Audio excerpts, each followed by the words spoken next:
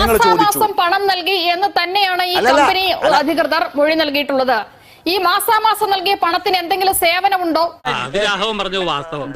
രാഘവൻ പറഞ്ഞത് വാസ്തവം. സേവനവുമില്ലാതെ ഒരാൾക്ക് മാസാമാസം കൊടുക്കുന്ന പണത്തിന്റെ മാസപ്പടി എന്നല്ലാതെ മറ്റെന്താണ്? എന്താണ് CMRLന്റെ ഒന്നാമത്തെ കരാർ എക്സാലോജിക് കമ്പനിയുമായി 2017 മാർച്ച് 2 ഒപ്പിട്ടതാണ്.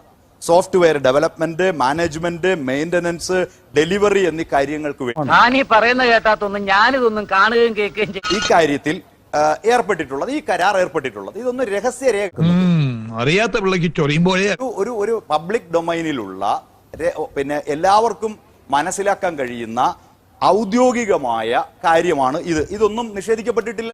എന്താ ഇത് ഇവിടെ ഒരാളും ഇങ്ങനെ ഒരു രേഖ ഇല്ല എന്ന് പറഞ്ഞിട്ടില്ലല്ലോ, ഇങ്ങനെ ഒരു കരാറില്ല എന്ന് പറഞ്ഞിട്ടില്ല. ആരും അറിയത്തില്ല. ഇനിയിപ്പോ എന്തറിയാനാ, ഇപ്പോഴേ അറിഞ്ഞ. അതോടൊപ്പം കരാർ ആൻഡ് മാർക്കറ്റിംഗ് കൺസൾട്ടന്റ് ആയി തീരുമാനിച്ചു. അതിന്റെ ഭാഗമായിട്ട് IT പ്രൊഫഷണൽ എന്ന നിലയിലുള്ള വൈദഗ്ധ്യം അതെല്ലാം ഉപയോഗിച്ചുകൊണ്ട് നിയമപരമായ കരാറിന്റെ അടിസ്ഥാനത്തിൽ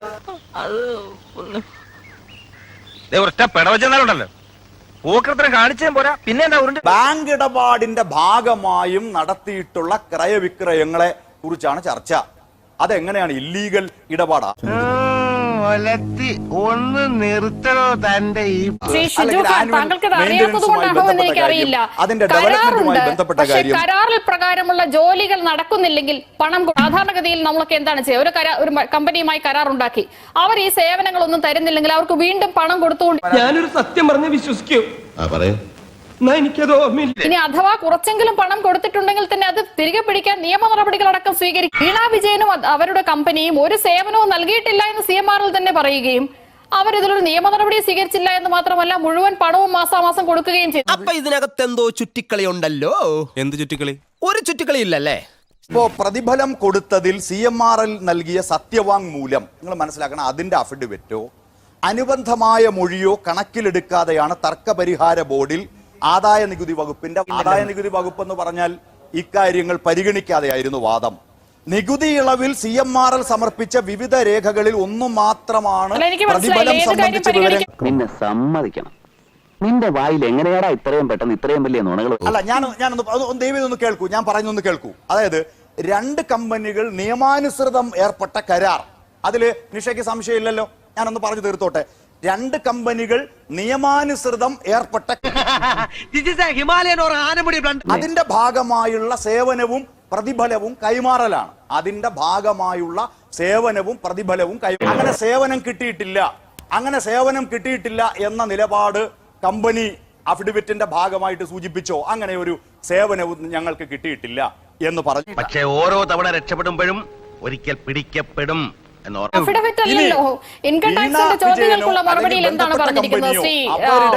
നികുതിദായകനും നികുതി വകുപ്പും തമ്മിൽ നടക്കുന്ന ഒറ്റത്തവണ ഒത്തുതീർപ്പിന്റെ ഉത്തരവ് മാത്രമാണ് ഈ സെറ്റിൽമെന്റ് കമ്മീഷൻ ഓർഡർ. നിങ്ങൾ മനസ്സിലാക്കിക്കൊള്ളണം. 2, ഇതിൽ മറ്റു വ്യക്തികളോ സ്ഥാപനങ്ങളോ കക്ഷികളോ എന്നെ സംശയിക്കരുത്. അതിൽ പരാമർശിക്കപ്പെട്ട മറ്റുള്ളവരുടെ ഭാഗം കേട്ടോ അവർക്ക് എന്തെങ്കിലും തെളിവ് നൽകാനുണ്ടെങ്കിൽ അത് സമർപ്പിച്ച ശേഷമോ പുറപ്പെടുവിക്കുന്ന ഒരു ഉത്തരവല്ല ആദായ നികുതി നിയമത്തിലെ വകുപ്പ് 245D പ്രകാരമുള്ള സെറ്റിൽമെന്റ്. എക്സാലോജിക് എന്ന കമ്പനിക്കോ അതുമായി ബന്ധപ്പെട്ട വ്യക്തിക്കോ ഈ സെറ്റിൽമെന്റ് ഓർഡറുമായി നേരിട്ടൊരു ബന്ധവുമില്ല എന്നർത്ഥം. അവർ ഇതിൽ കക്ഷികളല്ല. അതെന്താ മനസ്സിലാക്കാത്തത്? മനോഹര, നിന്നെ ഞാൻ കൊല്ലം കുറേ കാണാൻ തുടങ്ങിയിട്ട്.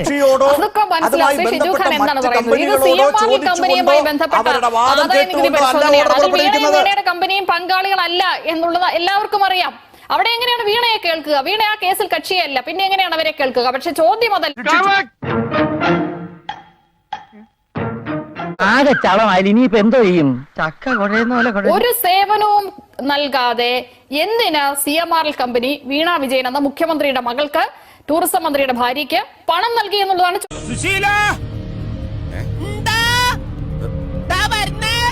എല്ലാരും വിളിച്ചു. ഒരു സോഫ്റ്റ്വെയർ ഡെവലപ്മെന്റുമായി ബന്ധപ്പെട്ടോ മാനേജുമായി ബന്ധപ്പെട്ടോ മറ്റ് ഏതെങ്കിലും തരത്തിലുള്ള ഡെവലപ്മെന്റുമായി ബന്ധപ്പെട്ടോ ആനുവൽ മെയിൻ്റനൻസുമായി ബന്ധപ്പെട്ടോ ഒരു കരാറിൽ ഏർപ്പെട്ട് കഴിഞ്ഞാൽ നിയമപരമായി ആ തുക കൊടുക്കും. സോഫ്റ്റ്വെയർ ഡെവലപ്മെന്റ് എന്ന് പറയുന്നുണ്ടല്ലോ. വീണാ വിജയനോ അല്ലെങ്കിൽ അവരുടെ കമ്പനി എന്ത് സോഫ്റ്റ്വെയർ ആണ് ഈ CMRLന് വേണ്ടി ഡെവലപ്പ് ചെയ്തിട്ടുള്ളത്? അല്ല, ഇപ്പൊ 2 കമ്പനികൾ തമ്മിലുള്ള കോൺട്രാക്ടിന്റെ അടിസ്ഥാനത്തിൽ നടത്തുന്ന സേവനത്തെ സംബന്ധിച്ചും അതുമായി ബന്ധപ്പെട്ട അല്ലല്ല, സേവനവും കരാറും ഒക്കെ അവിടെ നിൽക്കട്ടെ. ഏത് സോഫ്റ്റ്വെയർ ആണ് ഡെവലപ്പ് ചെയ്തത്? വീണ വിജയനോ അവരുടെ കമ്പനിയോ CMRL വേണ്ടി ഏത് സോഫ്റ്റ്വെയർ ഡെവലപ്പ് ചെയ്തു? ശ്രീ ഷിജു ഖാൻ ഒരു യുവ നേതാവാണല്ലോ, താങ്കൾക്ക് അറിയണമല്ലോ ഇത്ര സോഫ്റ്റ്വെയർ ഡെവലപ്മെന്റിനെ കുറിച്ചൊക്കെ. അപ്പൊ ഏത് സോഫ്റ്റ്വെയർ ആണ് ഇവർ ഈ കമ്പനിക്ക് വേണ്ടി ഡെവലപ്പ് ചെയ്തത്? പിണറായി വിജയനെ ഈ ചർച്ചയിൽ വലിച്ചഴക്കണം, നിങ്ങൾക്ക് PA മുഹമ്മദ് റിയാസിനെ ഈ ചർച്ചയിൽ വലിച്ചഴക്കണം. ഞാൻ പറയുന്നത് രാജ്യത്ത് നിയമപരമായി പ്രവർത്തിക്കുന്ന ഒരു നിയമപരമായ കരാറിന്റെ അടിസ്ഥാനത്തിൽ ഒരു കമ്പനിയുമായിട്ട് കരാറിൽ ഏർപ്പെടുന്നു. നിയമപരമായ സാമ്പത്തിക ക്രയവിക്രയങ്ങൾ ലീഗലായി ബാങ്ക് വഴി നടത്തുന്നു. ഇതുപോലെ ആദ്യമായിട്ടാണ് കാണുന്നത്. രാത്രി മനുഷ്യൻ കിടന്ന് ഉറങ്ങാനും സമ്മതിക്കില്ല. നേരെയാണ് ചോദിച്ചത്, ഏത് സോഫ്റ്റ്വെയർ ആണ് ഈ കമ്പനിക്ക് വേണ്ടി ഡെവലപ്പ് ചെയ്ത് കൊടുത്തത് എക്സാലോജിക് എന്നുള്ളത് താങ്കൾക്ക് അറിയില്ല, എനിക്കും അറിയില്ല. അങ്ങനെ പോകരുത്, അങ്ങനെ എന്റെ കഷ്ടകാലം എന്നല്ലാതെ എന്ത് ദയവേത് കേൾക്കൂ.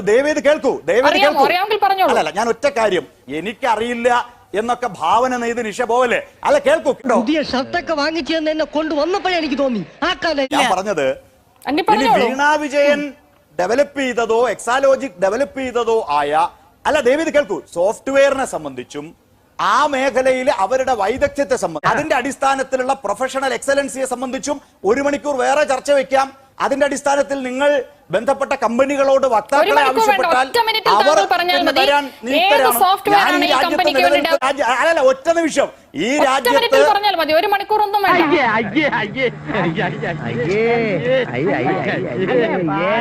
ഈ രാജ്യത്ത് നിലനിൽക്കുന്ന ഇത്തരം കമ്പനികളുടെ ഡീലിംഗ്സിന്റെ ഭാഗമായിട്ടുള്ള എല്ലാ പ്രവർത്തനങ്ങളും എല്ലാ ജോലിയും ചെയ്യുക. അതിന്റെ അടിസ്ഥാനത്തിലാണ് നേരത്തെ പറഞ്ഞ software development, management, maintenance, delivery എന്നീ കാര്യങ്ങൾക്കാണ്. അറിയാൻ മേലാത്തോണ്ട് ചോദിക്കുക, താൻ ആരും എന്താണെന്ന് നിങ്ങൾ എന്നോട് ചോദിച്ചാൽ രണ്ട് അതിൽ ആർക്കും സംശയമില്ലെന്നേ. ഞാനതാ ചോദിച്ചത്, ഏത് സോഫ്റ്റ്വെയർ ആണ് ഡെവലപ്പ് ചെയ്ത് കൊടുത്തത്? ആ സോഫ്റ്റ്വെയറിന്റെ പേരൊന്ന് താങ്കൾ പറയൂ.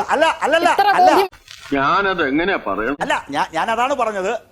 അല്ല, ഞാൻ ദയവിത് കേൾക്കൂ. ഇതിൽ 2 കമ്പനികൾ തമ്മിലുള്ള ഒരു ഇടപാടിനെ സംബന്ധിച്ച് ഒരുപാട് കള്ളങ്ങൾ കൊണ്ട് പുതിയൊരു വിശദീകരണം ഇനി ഇവിടെ എടുക്കാണ്ട് പണം കീശയിലാക്കുക എന്ന് പറയുന്നത് അഴിമതി നിരോധന നിയമപ്രകാരം ഒരു ഒഫൻസ് ആണ്. ഇവിടെ നടന്നിരിക്കുന്നത് അതാണ്.